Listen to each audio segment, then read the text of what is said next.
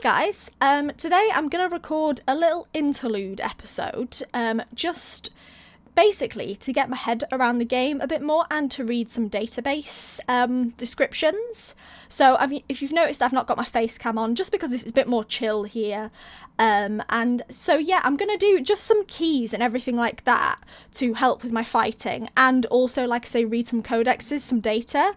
So yeah, I thought I'd record this just because I want to basically have all of my progress in my playlist, in my Let's Play. So I thought I'd do this on camera just to basically get a grips with everything. I know, so last time I was talking about doing basically in combat, like overheating and things like that. And I remembered after recording that I believe tab is the thing. So tab is scan, isn't it? So I'm on this person now, this patrol officer. I'll obviously reload because I'll be killing these people. So I can ping. I assume I don't ping that. I can overheat. So Cyberdeck RAM, this is what it costs. Reboot optics, short circuit. So if I short circuit and execute, hang on a minute, can I can, okay. So caps locks just brings it up without having me hold it. That's a good thing. So short circuit does this. Wrong button. I'm on it! Tracing your location. So we can trace someone with that then. Okay. And the other one is plus 30% trace. How much Cyberdeck RAM do I have? Does this run out or does it reboot? That's what I want to know. Let's try and overheat. Oops. I keep doing that. Get out of there. So this person should... So I failed. Let's try again. Oh, I didn't fail. They died. I'll be wanted now, of course, but good. Yeah, let's reload. Good to know. That's what I do. Okay. So yeah, that was my main thing last time. I'd forgotten how to do that. So if that means I can sort of sneak and set someone alight if need be. So I could like crouch, get behind something, and then, for example, someone walking past, not a civilian because I can't do anything on them. Oh, and I can emergency brake a car. So this is a quick hack. Let's try that. I have no RAM now. Or does that just cost full RAM?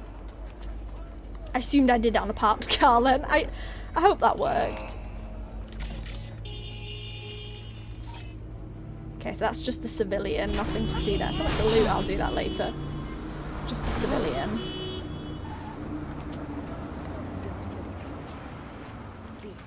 Are you one of the monk people? Oh, it's just a resident. That's fine.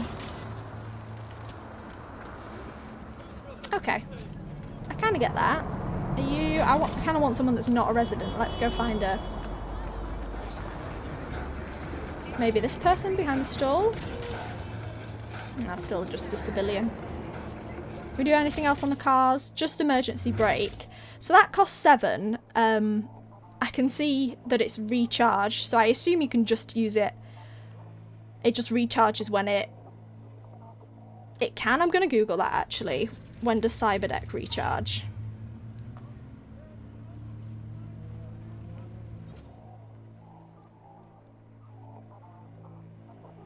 "60 seconds outside of combat to recover once the RAM's been used." Okay, so that's not too bad. So I think that's done. There was another thing as well, my weapons. Hang on a minute. With my character, my stats, I was predominantly using intelligence, and it says your net running abilities progressing. It improves your proficiency with smart weapons and allows you to unleash your full potential as a net runner. It also enables you to access local subnets and show off your knowledge of the net in dialogues. +1 max RAM per 4 attribute points. So that was the RAM. I understand that now. That's what I was getting confused on. But also, I assume have any smart weapons at the moment. I assume I get them later, or I can make them smart. So this is just a power pistol and a power precision rifle and a knife. I don't have anything. A smart assault rifle. Smart link cyber weapons required to enable smart targeting. Smart link cyberware. Okay, so I need to go to a Ripperdoc and get the cyberware for that. I assume, or is it just on the level up? Unlocks quick hack queues.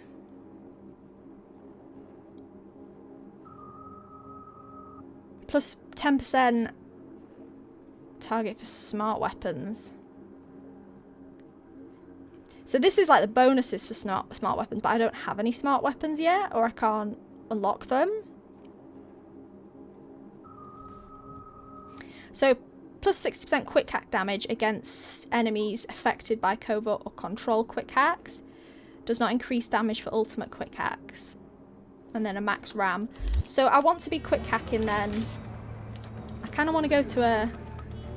I need someone to target, like a policeman or something.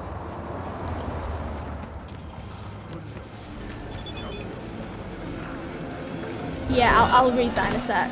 Okay, so hang on a minute. I'm just going to test.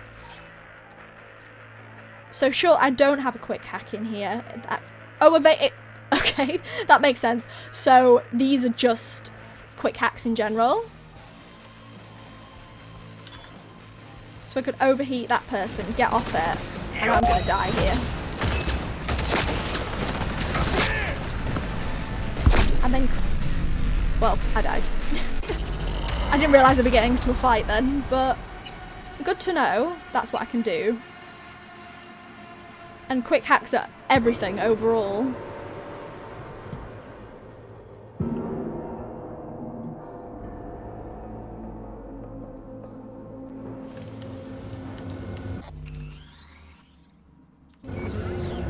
Oh, it reloaded here. Not what I wanted. That's what I wanted, the manual save. Because I don't want to progress any story in this or anything like that.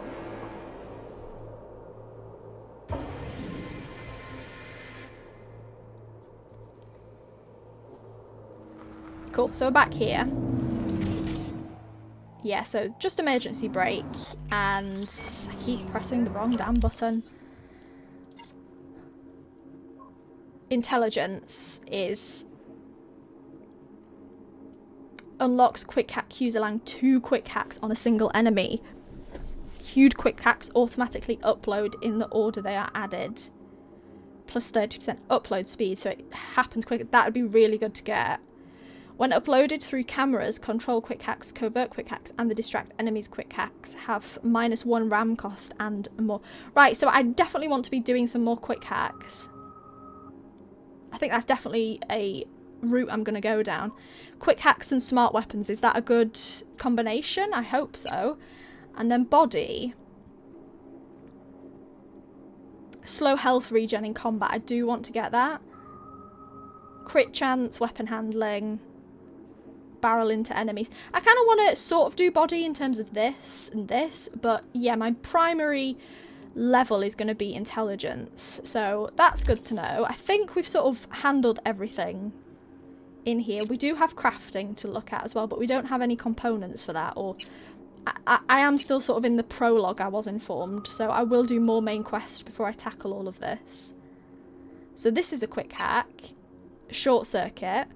I do have short circuit already, don't I? So do we run out of quick hacks? I know the time doesn't matter now, but do we have a certain amount to do? I guess it just says available quick hacks. I'm not sure. I'm gonna Google that as well. I know I'm Googling stuff, but I'd do this if I was playing by myself.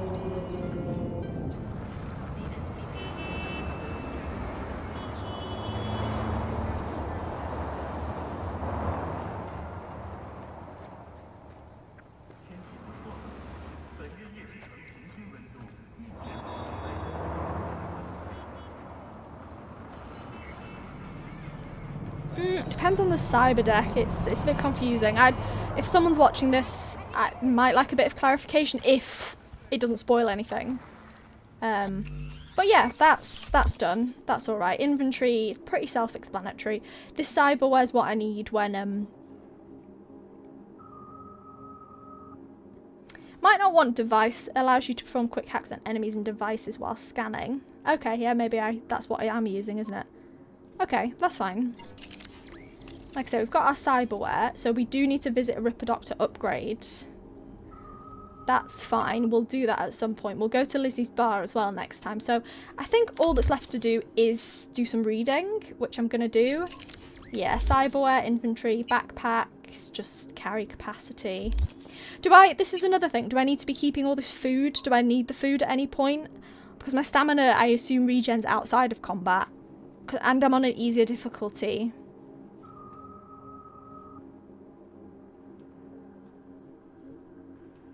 I could use them as quick hack components. But yeah, I don't have any of those. So yeah, that's done. In terms of databases, speaking of quick hacks, I guess I'll read that just to get into more knowledge of it. So access points. Access points are physical ports through which it is possible to access the local network. They can be found by exploring your surroundings or by performing the ping quick hack on a device or person connected to the same network. Right, that's what ping's used for. Successfully upload a data mine daemon into an access point can grant you money, quick hack, crafting specs or components, and sometimes even an entirely new quick hack. So anti-personnel, that's understandable. Anti-personnel quick hacks. Cyberdecks have special slots reserved for anti-personnel quick hacks to use against your enemies and can be customised to suit your playstyle. Open your inventory and select on the Cyberdeck slot to change which quick hacks you have actively installed. To upload a quick hack into a target, you must have enough RAM available on your Cyberdeck. RAM cost can be altered by different means, such as specific perks and cyberware abilities. Yeah, in intelligence, there was like +1 RAM, so we'll do that. To upload a quick hack, activate your scanner with tab, aim at a target, select a quick hack from the list, then press F to execute it. New quick hacks can be found throughout the world, purchased from vendors, earned as rewards, and sometimes acquired from uploading the datamine daemon to network access points. You can also craft them if you possess the necessary crafting specs. Quick hack crafting specs can be found throughout the world, purchased from vendors and earned as rewards. Got it? That's simple enough. Cyberdecks unlock netrunner abilities that allow the user to quick hack people and devices. Each cyberdeck comes with a base set of pre-installed quick hacks, a limited number of slots for equipped quick hacks, and a certain amount of RAM, which is required to execute them. Different cyberdeck models can vary in terms of their stats and power. Higher tier decks are able to perform more advanced quick hacks. You can access your cyberdeck in the inventory or cyberware screens through the main menu. RAM is a resource used when performing quick hacks. When you upload a quick hack to an enemy or device, it uses up a certain amount of RAM units. A quick hack's RAM cost can be altered in different ways, such as the cyberware abilities, perks, and differences in level. RAM recovers automatically over time. That answers my question. I should have read these.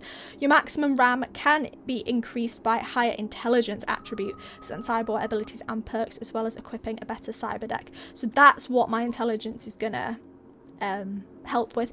Like I said, this has been explained very well, thank you, in the comments, but I'm trying to put it to use. Like, I'm understanding what people are saying, but then I'm not when I'm in battle and stuff. I'm getting a bit confused on what's the quick hack and what's the cyberdeck, which it comes with time, but as well this reading's definitely helping. Device quick hacks. Each cyberdeck comes with a pre-installed set of quick hacks. You can find specific details about them and about the cyberdeck in their descriptions. To upload quick hacks, you must have enough RAM available on your cyberdeck. RAM cost can be altered by different means. We've done that, yeah. Distract enemies. Cause a device to malfunction, resulting in erratic behaviour that will distract nearby people. Remote deactivation manipulates basic device functions such as opening, closing doors, and activating, deactivating cameras. So I could have used that in that security bit to deactivate the camera when I rescued that monk. Camera control grants full remote control of the camera. Overloads a device's electrical security or circuitry, permanently destroying it. Overrides the target's recognition model, causing you to be perceived as an ally and authorization holder. Turrets and cameras treat your enemies as their enemies, assist in combat whether you are in combat or undetected. Assist mode forces a turret's targeting into manual mode. Take control enables remote operation of turrets and computers. So yeah, I've been using the overload, which is a good one. Okay, so we've done that. Anything else in particular? I'm going to read all of these at some point. I'm kind of intrigued by combat.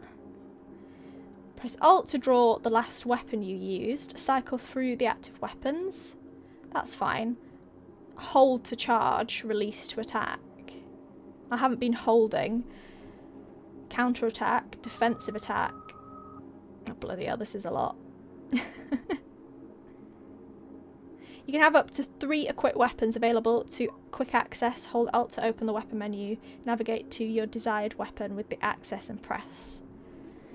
Melee attacks deplete your stamina, which decreases speed and effectiveness of other attacks. Actions that rely on stamina. That's fine. Alt to draw your last weapon. Yeah, I can do that if I remember how to do it. I think that's all fine. Sometimes you just got to gonk off from behind the wheel. As a driver, you can use handguns and submachine guns to rain lead on your enemies.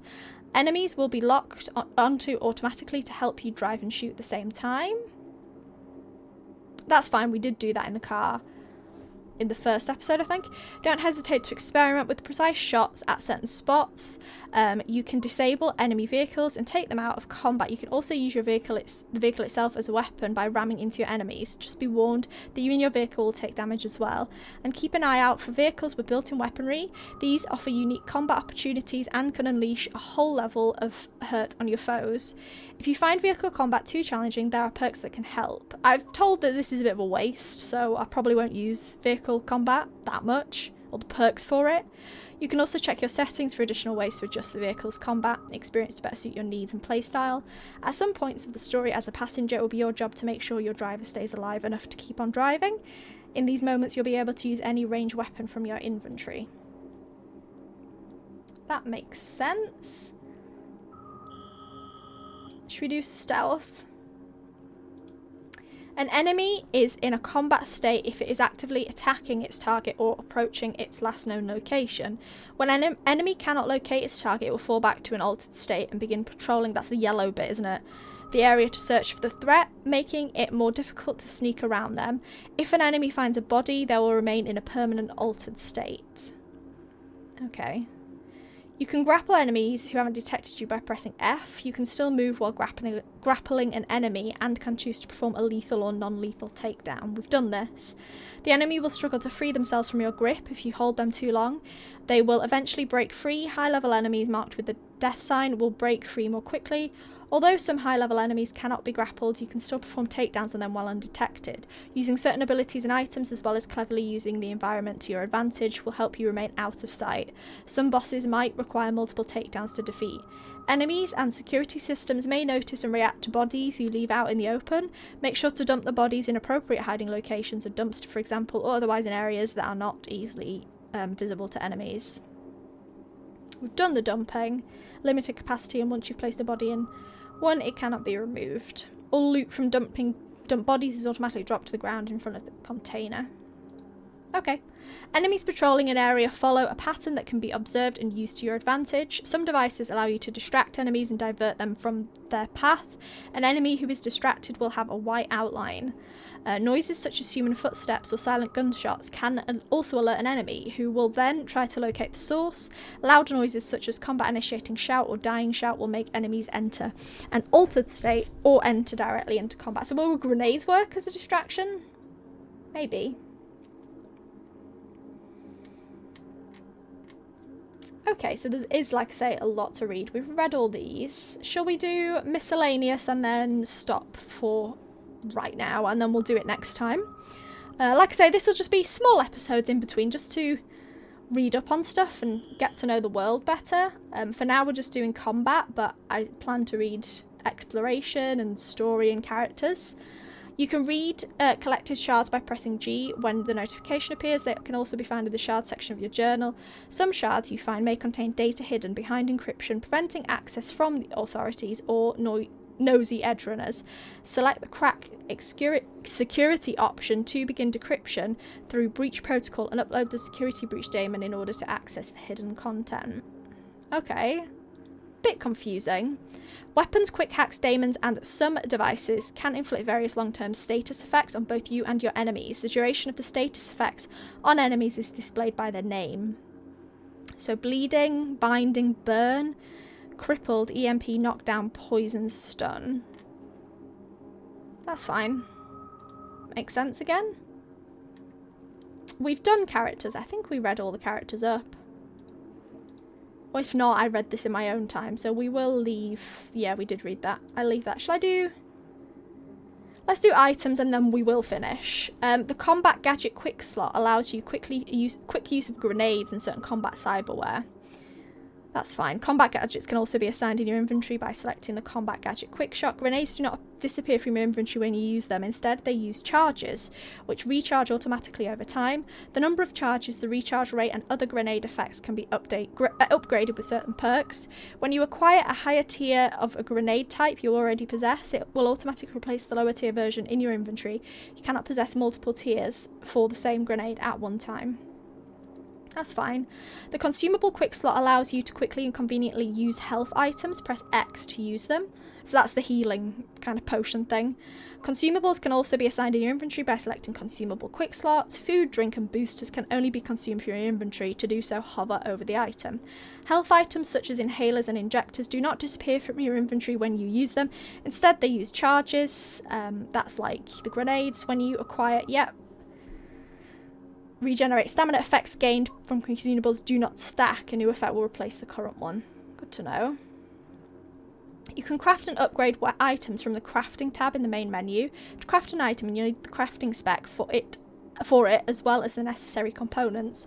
Crafting specs can be purchased at vendors or found in loot. A crafting spec's colour indicates the tier of the item you're crafting. You can craft weapons, weapon mods and attachments, quick hacks, consumable items, combat gadgets, ammo and even other crafting components. You start the game with a set tier 1 and tier 2 crafting specs for weapons and weapon attachments, as well as all crafting specs for ammo and components. Crafted weapons have fixed stats and a fixed number of mod slots. Whenever you acquire an iconic weapon, you can immediately upgrade it to the next tier, provided you have the necessary components. Upgrading a weapon increases its stats. Iconic weapons cannot be upgraded after reaching the highest tier. Got it. And range weapons are grouped by manufacturer and technology type. Powered weapons, when coupled with ballistics compressor cyberware, allow you to control your bullets' ricocheting trajectory. Tech weapons allow you to charge shots that penetrate cover and wall hits the enemies. I want to do this. Smart weapons, when coupled with smart link cyberware, allow you to lock onto targets and fire homing rounds. Ammo is shared between all weapons that belong in the same category. Range weapons can be improved with attachments such as sights, scopes and muzzle brakes. Their stats can also be improved by installing mods. You can see available mod slots by selecting a weapon from your inventory. Melee weapons, which are categorised in blades and blunt weapons, can be similarly modded. Okay, so that's fine. So in terms of, like I say, my weapons here, I don't have any attachments, but I have nothing to give it. Again, no attachments, but nothing to attach to it. Didn't mean to equip my assault rifle. What? Which one did I have?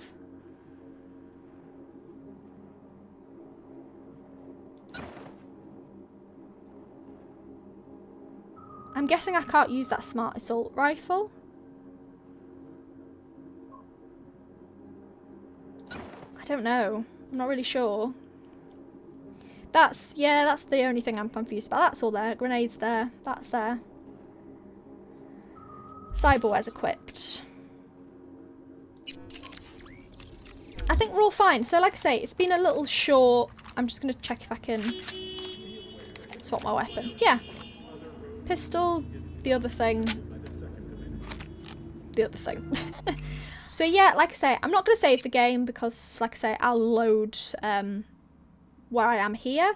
Next episode will be pretty soon. I just wanted a little bit of time to go over all of that, and I will do some more codex or database reading in another little part in the future. I'll see you guys for the next part. Goodbye.